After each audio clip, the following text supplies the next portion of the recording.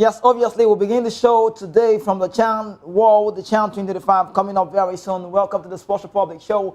Good morning, Lagos, Nigeria. My name is Kizuke. We'll let you know that no fewer than 21 players arrived at the Super Eagles camp in the Kenya Remo Start Ogun State on Monday as the team began preparation for the 8th African Nations Championship. That's for the Chan 2025. The news agency of Nigeria reported head coach Chelle had released the 35-man provisional squad, a list for the Super Eagles B squad ahead of the championship. Super Eagles media officer Promise Efoge confirmed to NAN that the Chan Eagles camp opened or reopened on Monday. That's yesterday at the Remo Star Sports Institute with 21 players participating in the team first training session. Media officer Promise Efoge, according to him, said the first training session began at 7 p.m. on Monday evening and was held on the floodlight. A total of 21 players observed session, while 14 others invited players are expected to be returning to camp today. Happens to be Tuesday. Now, report also having that the 21 players, the 21 early birds in camp include the likes of Nduka Jr. of Remo Stars, Harrison Austin, Ikorodu City Football Club, Nawal Mustafa, Shooting Stars, Abdurrafiu Taiwo, Rivers United, and also Timitakwe Vincent, who plays for Plateau United. Others are Adebayo Olamieku, Remo Stars, Shola Ikorodu City, Nuruddin Badmore, Square United, Sadiq Ismail, Remo Stars, Taufik Otani, Rivers United, Kayode Bankole, Remo Stars, Annie Henry, Rivers United. The rest are Igbe Steven, Rivers United, Atule Joseph, Eyimba Football Club, Tochukwu Michael, Remo Stars, Amikeme Okon, Rivers United, Ayomide Cole, Ikorodu City Football Club. Yes, Sikiru Alim, Remo Stars, Afiz Bankole, Kowa United, Leonard Ngenj, Ikorodu City, and also Hadi Haruna. Remo Stars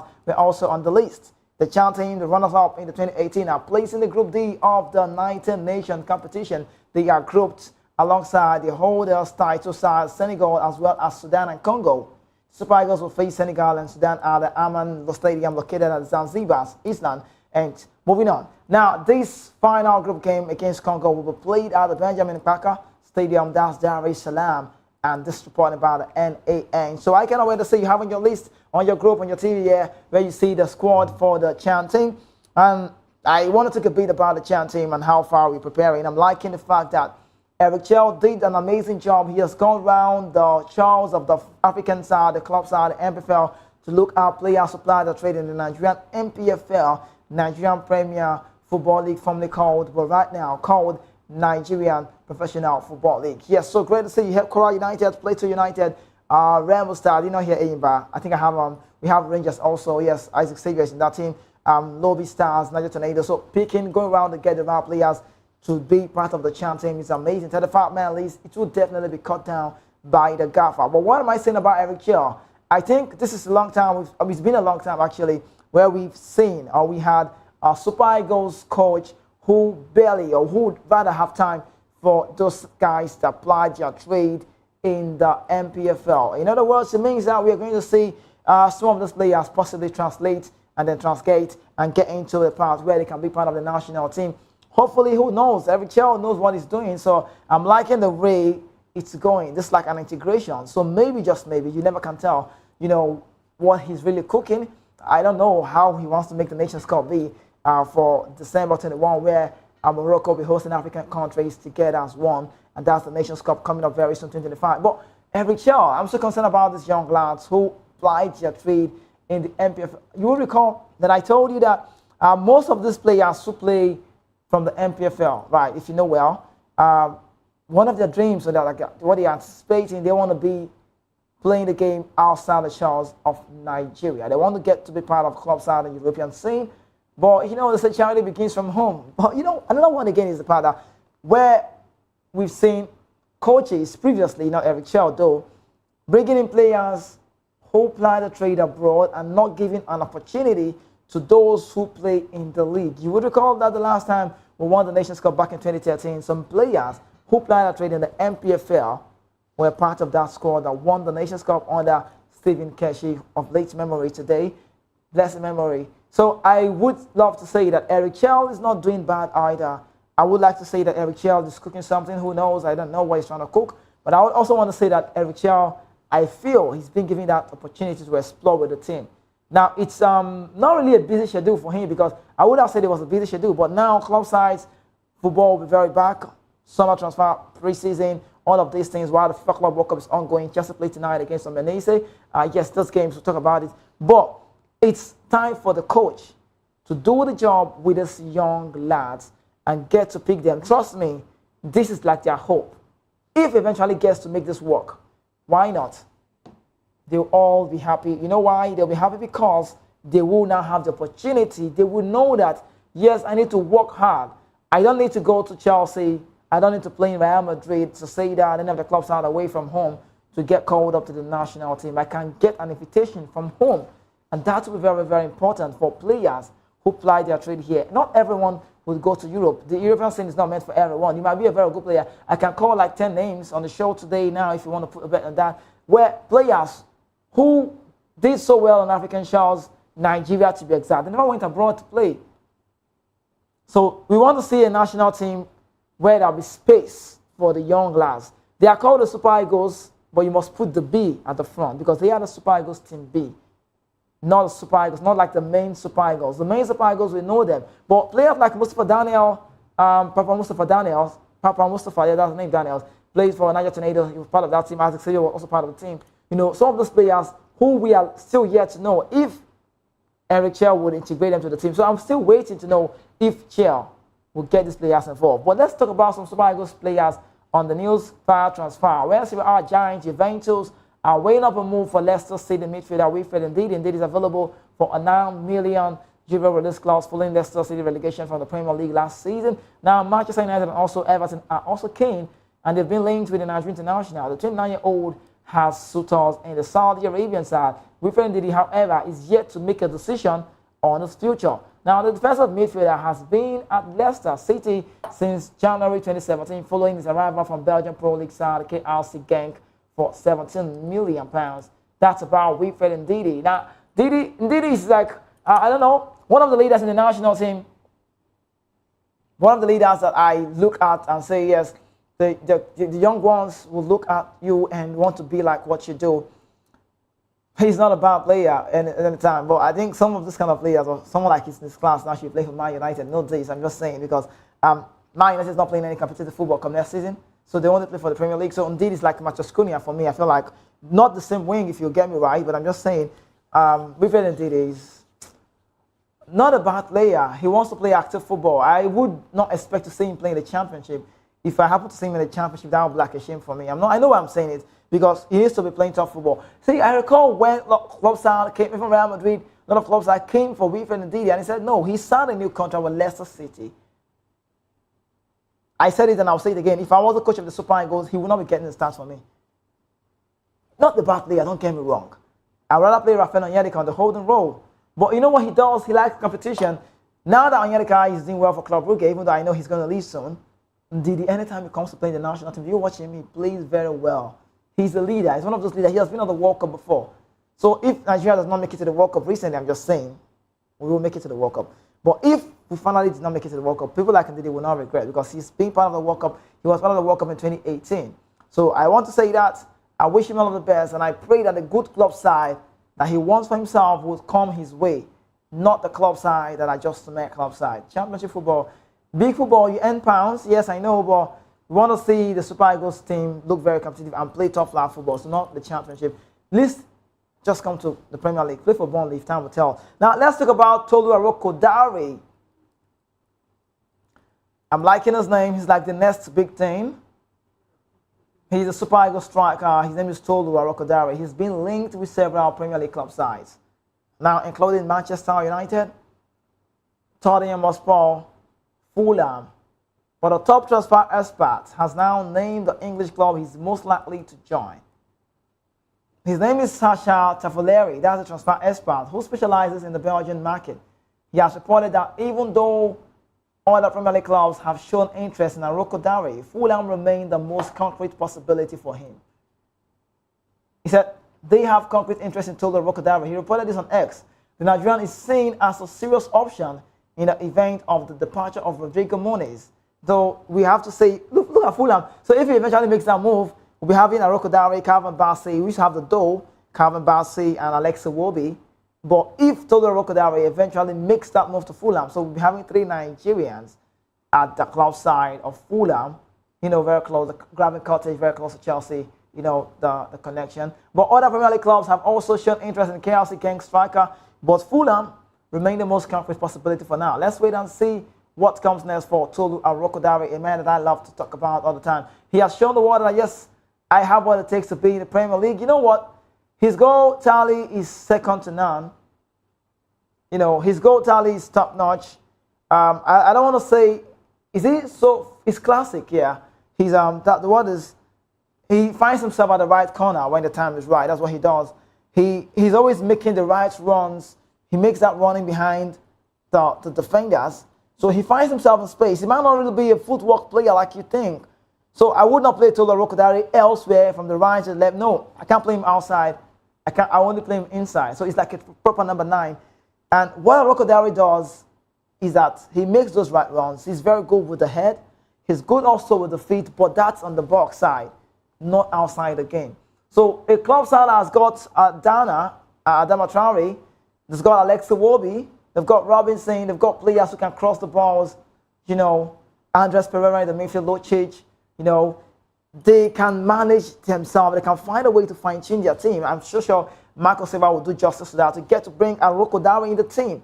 So it's an option. If you want to play a 4-3-3 formation, it works. If you want to go with the 2 men up front, it means Raul Jimenez, the man that scored a goal for Mexico when they won the USA in that CONCACAF Cup, can pair with Arokodare. But I doubt they want to do that. What Fulham rightly do, they like to play 1 man up front. Alexa will be Adama Traore and then Raul Jimenez. But with the likes of Arokodare, Muniz is leaving the club. I think it will be a very good option for the side. But let's move from transfer to transfer on the show, more like it's built on transfer for the Super Eagles players before we tell you about Eric Chelle and the team. Now, La Liga Minos want Super Eagles winger. And the question is, who is this winger that they are wanting? Well, we tell you, Chukwueze has been linked with the transfer away from AC Milan this summer, and the Spanish Liga side have talked about him, and they have also said we might let him go. La Liga side, the Spanish Giants, are one side that we're looking out for, but they've emerged as potential destination. Let's use the word Minos. Chukwueze has struggled at AC Milan since arriving at the club 2 years ago. The Super Eagles winger has contributed 8 goals and 6 assists in 69 appearances for the Rossoneri. However, most of his appearances have come off the bench. Chukwueze has worked under 3 coaches at AC Milan. Can you imagine it? And he has been a peripheral player under all of them. None of them had made him a starter. The Rossoneri now have the new coach who we know, Massimiliano Allegri, after sacking Sergio Conceição at the end of last season. And he's expected to make some big changes to the team this summer. Earlier reported that Chukwueze had been deemed a surplus to requirement at AC Milan. As such, he will likely leave. That's what I'm saying. But the Liga clubs are very rare, and English Premier League star Fulham have been linked with the Super Eagles star in the last 6 months, but they have not made a move. Shout out to club sides. Shout out to club sides that you play for and they want you back. I don't know how that works though. This man does it a lot. Diego Simeone, he does it a lot. A lot of players went out. Antoine Griezmann went out of the club, returned back. They took him in. Felipe Luis, who's the coach now, went out. They brought him back. So they do that a lot. Take you out and you feel like you're not living well. Come back to the club. Now imagine the Villarreal, the Submarinas, the Yellows, a small club outside Valencia, wanting him back. That's where he made his mark. Do you know that when Chukwueze was playing for Villarreal, when he was playing for Villarreal, he was the best African player at that time. Now, Chukwueze's camp seem to have taken matters into their hands. According to reports, Chukwueze's agent has offered him to La Liga side Mallorca.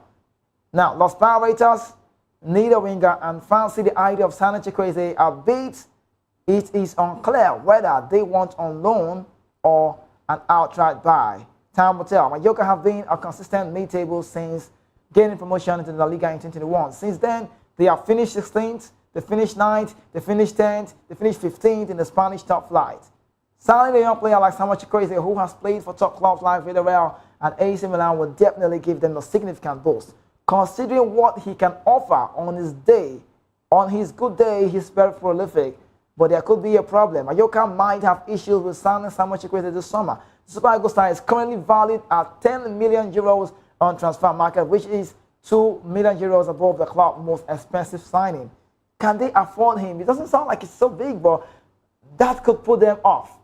as they would have to sell an important player to be able to sign or possibly afford to bring in Samuel Chukwueze. Nonetheless, they could explore the possibility of a loan. It is unknown if AC Milan will accept the offer for Samuel Chukwueze. See, let me even say this. One of the interviews I listened to, Chelle, Super Eagles coach, he said something about Chukwueze. He said, I want to do a different job with Samuel. I want to play Samuel Chukwueze, possibly like a number 10. And the word says he's a fan of Chukwueze. He likes Chukwueze. Is he a good player? Yes, of course he's a good player. He's not a bad player.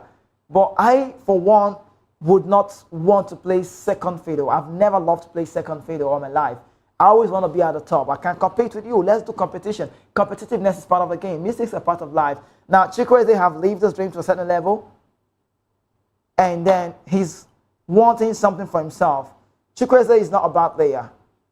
I can imagine a player like Samuel Chukwueze playing for club sides, 3 club sides, or 3 managers on one of the job. Like, it's crazy. But the problem is that none of them have made him a starter. And I understand that part where you're looking at a player, you wanted to get a player on the job, you like him, you say he's good, he's this, he's that, but still on the job, Chukwueze is a player that everybody wants to watch and see how he plays. But we tell them more about the transfer news when we go on a quick break. When we return, the show will continue. Please don't go anywhere. We have more to tell you on the show. The FIFA Club World Cup continues. Can I tell you, Chelsea Fluminense, 8 p.m. Nigerian time. Please get glued to your TV. Don't miss that again. We'll be back shortly. My name is Kizzy K.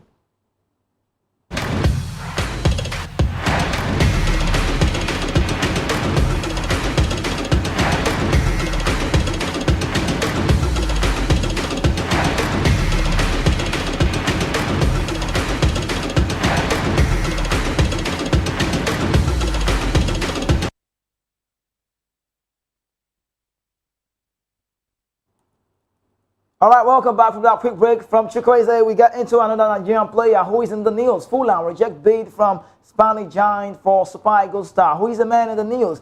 I'm lucky to see that Nigerian players are all over the world making waves in themselves, and they're in the transfer market now. Atletico Madrid have reportedly had the bid turned down from Fulham for Super Eagles Alex Iwobi. I know they wouldn't want to sell one of their best players, if not their best. We know Calvin Bassey won it last season, but the 27-year-old was one of the starter midfielders in the Premier League last season, placing himself on the Spanish team's radar. It's been a summer of shakeups at Atletico Madrid. The Roja Blancos have signed a host of players and have some on their way out of the club. Rodrigo de Paul has been linked with a €15 million move, and Conor Gallagher is also expected to make a return to the Premier League. Hence, the Roja Blancos are in the market for a replacement. Dario AC reported that Atletico Madrid identified Alex Iwobi as an ideal wild midfield option and was preparing to make a bid for him. They are now set to have sent an offer which was rebuffed. According to Transfer Live, Fulham have rejected an offer of around £21 million from Atletico Madrid for the Nigerian star. The Spanish Giants have already signed 2 midfielders this summer, Alex Baena and also Johnny Cardoso, and are negotiating with Tottenham Hotspur for Christian Romero. It remains to be seen whether they will stretch their finances further for Alex Iwobi. That's about Alex Iwobi. I like to talk about Alex Iwobi before I get to the next phase. This is one Nigerian player that I love. I'm not going to take sides, but I'll tell you the truth and not about the truth. A lot of people don't believe in him in Nigeria. Have you ever wondered why Alex Iwobi plays so well when he's away from home? Different role, different atmosphere, different managers, different philosophy of the game. All of these things look very different. Now, he's one player who I know. See, I watched him from the Arsenal Academy. A club side and knew him, the likes of Reece Nelson, Saka, all of these guys were good together. Now, he made his debut. Do you remember that the first game he played against, he played for Arsenal? I recall Saka's debut, right? It was Iwobi who got changed. He got substituted, and Saka came in. That's how big he was at that point. Now, JJ's nephew, we know the story. He cannot be like JJ. JJ's so good that they have to name him twice, the JJ Okocha. But there's a connection. There's a similarity. They've got this footwork in the family. It rolls in the blood.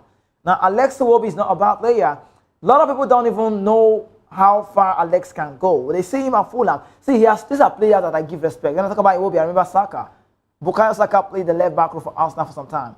Alex Iwobi played the right back role for Fulham. He was very strong, energetic. He was fighting. Did you watch him play at Fulham? I mean, at Everton. He was playing the role, and later on, they had to drive him back. Shane Coleman, the Irish, got injured, and Alex Iwobi started playing that role. Now, that shows that Alex Iwobi can do a lot of things on the field.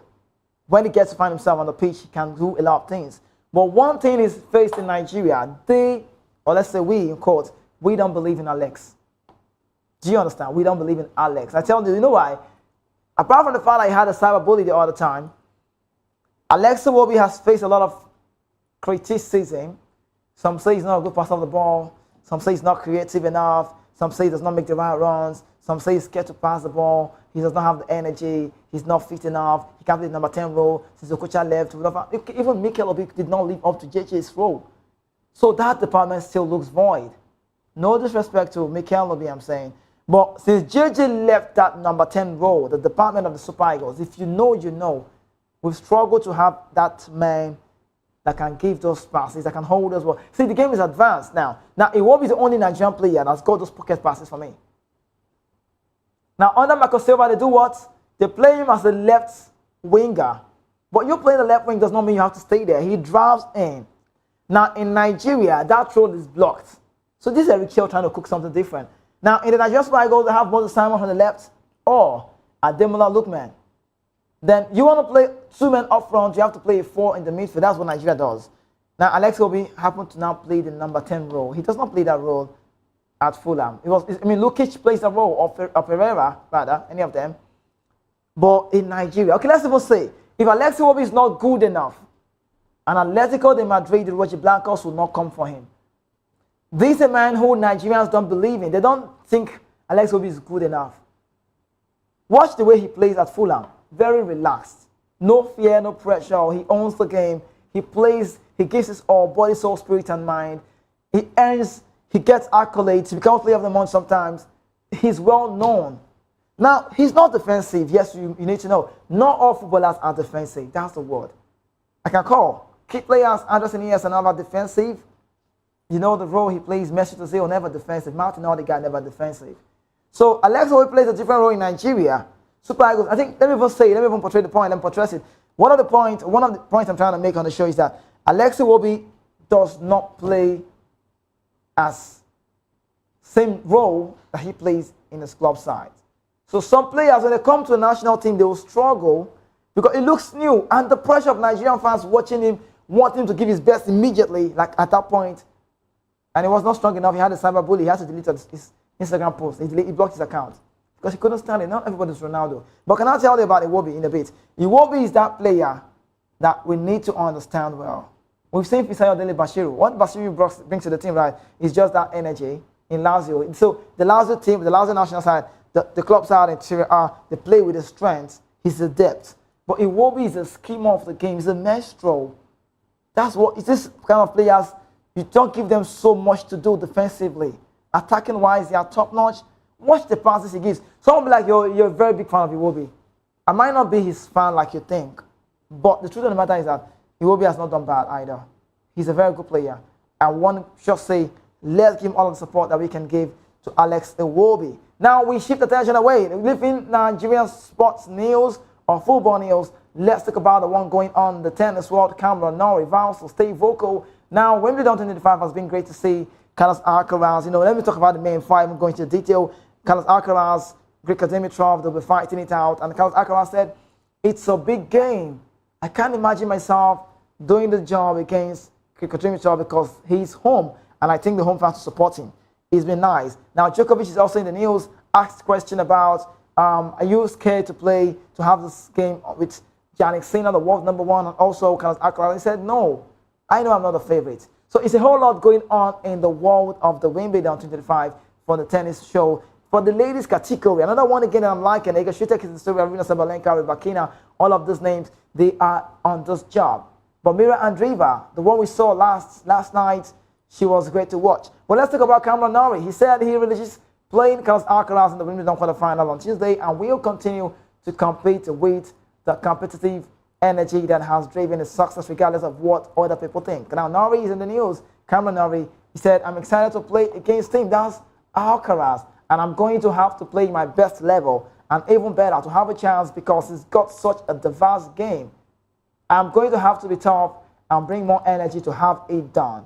Nari reached the quarterfinal by holding his nerve in a bruising 5-set battle with the Chilean qualifier Nicolas Jarry on Sunday. Jarry complained afterwards to Nari about his tendency to cheer loudly after most points. He said, I was a little bit vocal, and I think that's my energy. And this is coming from Cameron Norrie. The competitive drive and relentless positivity that the left-hander display has been a key factor in his success over the year. Some players, however, are less enthused by opponents who share their unforced errors or after less important points. Asked last week about impact in the crowd and the second round match, Francis Tiafo focused immediately on Norrie, sharing he was super stamped.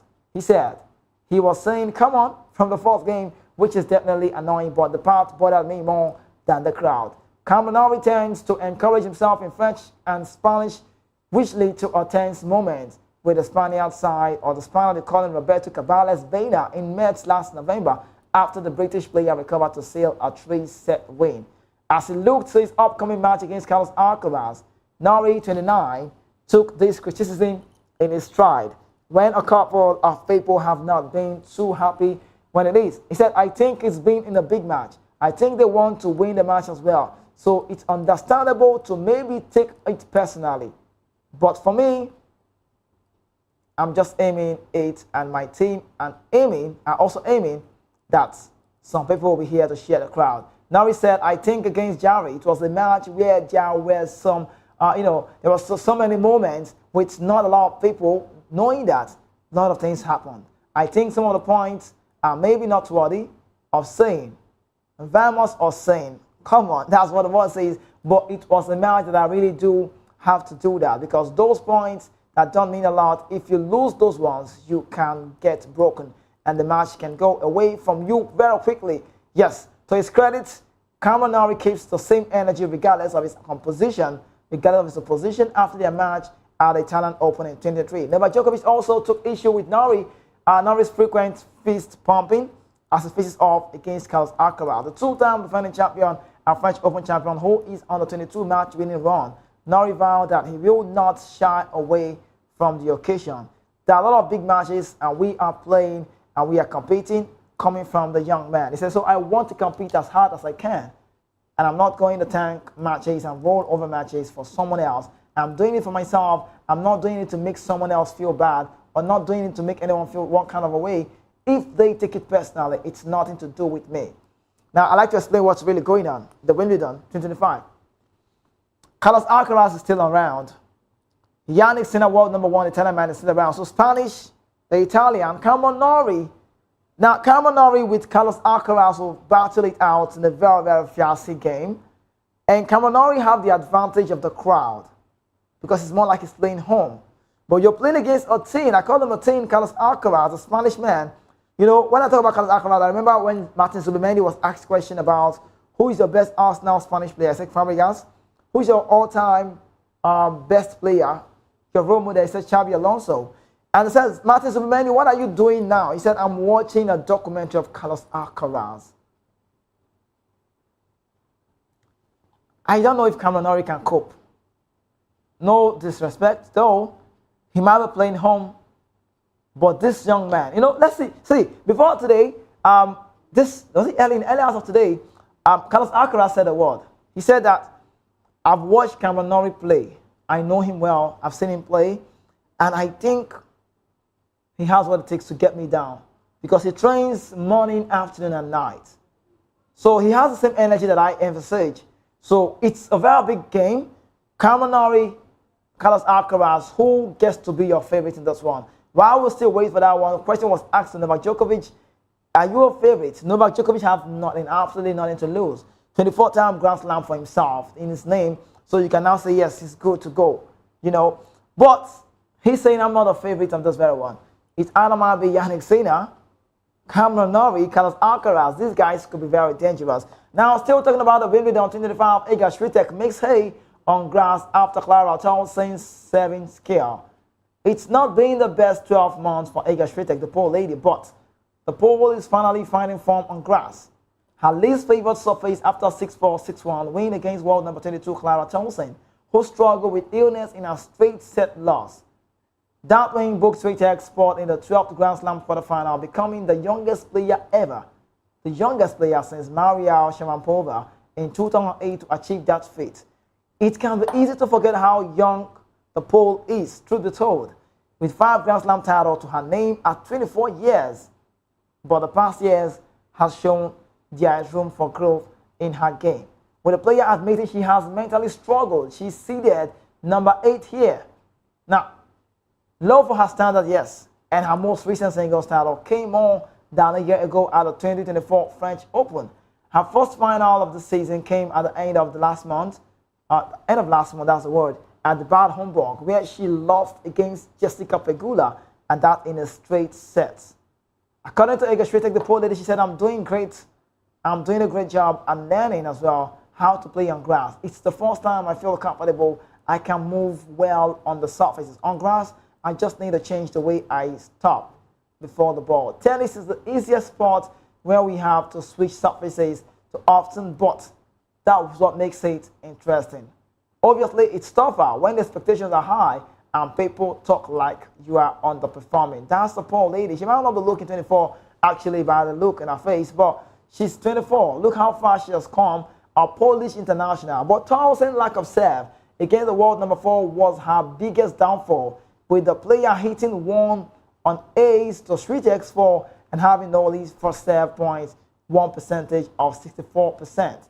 The Dane said she was operating at the 30% due to illness, that she is realistically needed to possibly to be at a 110% to beat one of the best players in the world. Now, according to Townsend, she said, I didn't have any power in my legs or in my arm. Even when I was just trying to put the first serve in, I didn't have any speed to keep it in the court. It was surprising given she had entered Wimbledon ranked second in WTA for most asked and answered serve this year, 2-2-3, and has served in 8 aces at the tournament, the highest in the women's single. Her big 4 serves helped to bring about her first career win against top 20 players on the grass in the last round, defeating the 2022 champion Elena Rybakina. It was a very strange opening to the match with 3 sets breaks to start. Swiatek hit 4 doubles faults in the first round, 2 games, and to hand Townsend, now who repeatedly complained to the chair umpire the court was too slippery. The advantage, both players proceeded to hold to love, with Swiatek showing off her close new action, net action, while Townsend aimed to big one. So let's say it. After a scuffy game, Iga Swiatek broke as the Dane booming forehand sailed long and then went ahead. So I'm looking out for this one. I'm looking at Iga Swiatek, and I'm believing that she's going to make sure everything goes on well for her. She's seen it all. She might be 24, but on the game grass court, the poor lady knows the job well, and you need to watch out for a Polish international like Iga Swiatek, who is just 24 years. Now, let's talk about boxing world. Chris Eubank Jr. is more personal than business. That's from Conor Ben. You know why I'm laughing? Conor Ben's father used to be a very great boxer. Chris Eubank Jr., right? Conor Ben, not Junior attached to his name, but their fathers were big boxers during the time. They know the ball well, they know the punch style well. But Conor Ben says he will maintain an aggressive style for his rematch with Chris Eubank Jr., but says a less emotional approach can help him avenge the defeats he suffered in the first meeting. The British rival are set to share the ring again in London on September 20 after Eubank Jr. reclaimed the thrilling point victory at the Tottenham Hotspur Stadium back in April. Ben brought his typically aggressive approach to the first bout, but believes he allowed his exuberance to play into Eubank's hand. Speaking to Sky Sports News, better word, at the British Grand Prix on Sunday, Ben said, I'm going to go in there and steam straight into him. Same as the first one, less emotional, shall we say. Less heart, more brains, you know. Ben made a strong start to the first fight, but Eubank Jr., his size and experience told, let the world know as he fought back to end an unanimous decision. According to Ben, he added saying, I felt like in the fight, my demeanor was all to win. I was up to 30 seconds before the bell to start each round, but I was also up and ready to go. You look at the domino and look at it, who's deflated. He said, for me, I'm excited to run it back, more educated, experience gain, lessons learned, going to get in there and handle business. So when you watch them, this is like another match. And this is going to be a bout that I cannot wait to see how it goes. Because I think Chris Eubank Jr. has this, what's the word? Mobility. Yes, that's the word. He has mobility. He's versatile on the ring. But you don't want to talk about Conor Ben. I tell you, see, it will be a very, very big one. These two young internationals, these two young lads would fight it out. And I don't know, if you ask me who gets to win this one, I can't even tell you this one happens to win because Conor Ben has got quality punch power. Eubank Jr. is also not going to settle for less. So when you look at this fight, you can actually get the sum up to know that it will be a very tough one. And the better side happens to maybe will be the winner on this very one. But by the name goes, Chris Eubank is very deadly, everybody knows. Now let's talk more in the boxing world. Russian Idris Adelev turned into a disciplined tactical performance to claim the vacant WBA Central Asian Super Lightweight title, handling Nigerian's Tunde Segun Adeyemi the feat he did not believe. And that's the first defeat of his professional career in the main event held in Moscow. From the outset, 27-year-old Adelev implemented a precise game plan built on distance control, a stiff jab, and a tower defense that neutralized Adeyemi's volunteered power. Adeyemi is Nigeria. So when you hear the name, you have him there with the Super Eagles, Nigerian flag, sorry, that's the flag. The green, white, the color, you can see. The Nigerian came in with an impressive 66% knockout ratio, but our own men struggled to land cleanly against the composed Russian. Adelev managed the pace expertly, mixing body shots with lateral movement that frustrated Adeyemi's attempt to close the gap and turn the fight into a brawl. Round after round, the Russian ring IQ and tactical clarity gave him the upper hand.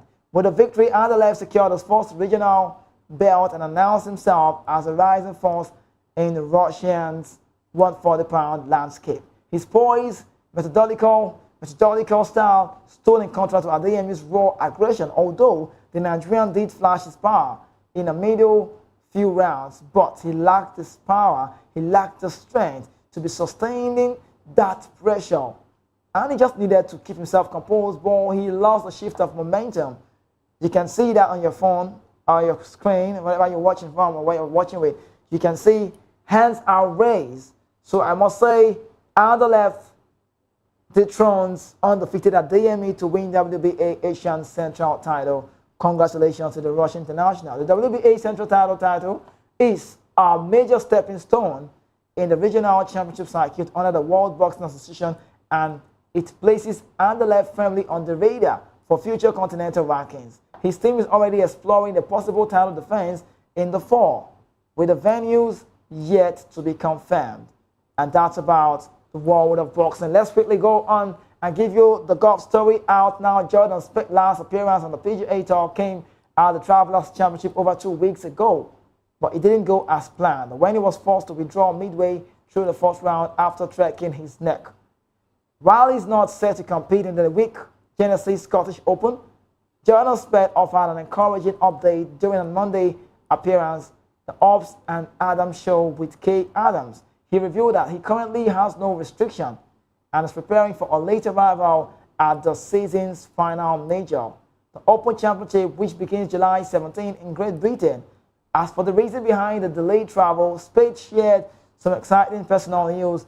He and his wife Annie are on the baby watch as they await the arrival of their third child, expected any day, anytime now in July. It's coming here, he said. We are on the baby watch officially, and that's coming from the man you have on your screen. That's Jordan Spieth. So, you have Jordan Spieth on your screen, and I'm wishing him the best. Baby's coming very soon in July, so that's a personal one for Jordan Spieth. But just a reminder before we leave the show, before we call it a wrap on the Sports Republic show, just a reminder that the FIFA Club World Cup remains four teams in the semi-final. Chelsea playing tonight against Fluminense, and also we're having Real Madrid, Paris Saint-Germain all the time. So today, 8 p.m., get glued to your TV. Don't miss any of the games because it will be a very big one. Because Thiago Silva will be playing against his former side. He's the captain of Fluminense. João Pedro will play against his former side. Fluminense, the side that made him known to the world and sold him out to the world that yes, that's João Pedro. And also not forgetting that Chelsea coach in the early hours of today, Enzo Maresca, has come to say there are differences in our upfront. I know none about the case facing transfer talks. But regardless of that, you need to know that Liam Delap is a competition for Nico. He calls him Nico, that's Jackson. And he said, João Pedro can play anywhere up front. He can play inside, he can go wide, he can go anywhere. He's a player that can play up front. But I have never seen Nicolas Jackson as a player that can play off the number 9 role. In other words, Nicolas Jackson is a number 9 for Enzo Maresca. And for João Pedro, he can play anywhere up front. So that game tonight, just a highlight about it, so you know that it will be very, very big. Chelsea already made £61 million in the FIFA Club World Cup, and that's enough to sign like 3 players, young players. And also on the verge of selling Noni to us now. Nkoko also selling out. So Chelsea wants to make some sell and possibly getting some money, but they should be very careful because the rules of transfer is also just might be on their routes or maybe definitely bring them down. But while we wait to see how that goes, Fluminense, in all disrespect to the side, the Brazilian side, we've seen the Brazilian side not struggling. Botafogo, Flamengo, Fluminense, Palmeiras, what they do is top-notch. They see the FIFA Club World Cup as a final. So Chelsea needs to be very careful today.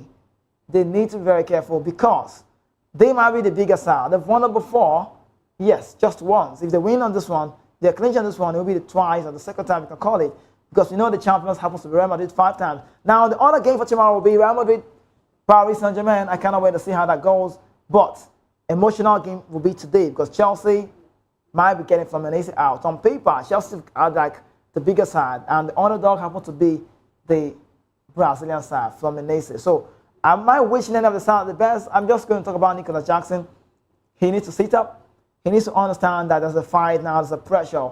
Are we going to see the manager play a 2-man up front? Time will tell. His red card is done. Caicedo is back. So big game tonight. Who gets the result for you? But I wish the best side the best of luck. Thiago Silva, I hope he's not going to be emotional tonight.